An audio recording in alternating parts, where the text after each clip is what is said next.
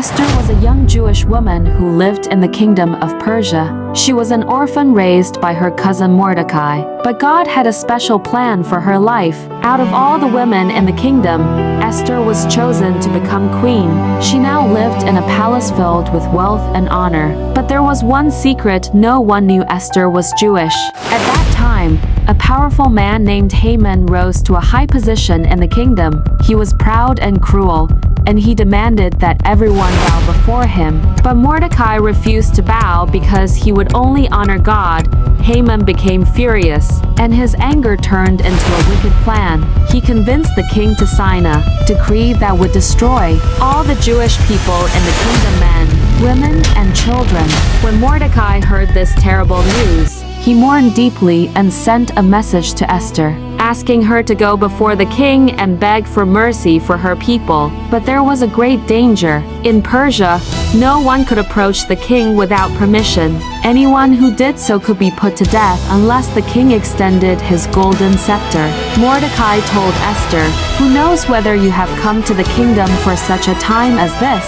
Esther realized that she could not stay silent. Before going to the king, she called on the Jewish people to fast and pray for 3 days and 3 nights. Esther and her servants also fasted and prayed, seeking God for courage and wisdom.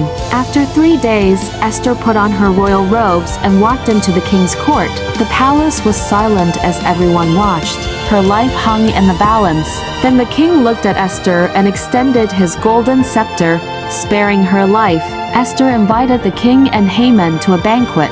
At the right moment, Esther bravely revealed the truth. She told the king that Haman had planned to destroy her people, and she revealed that she herself was Jewish. The king was shocked and filled with anger. Haman's evil plot was exposed, and justice came upon him. The king then made a new decree that allowed the Jewish people to defend themselves, and they were saved from destruction.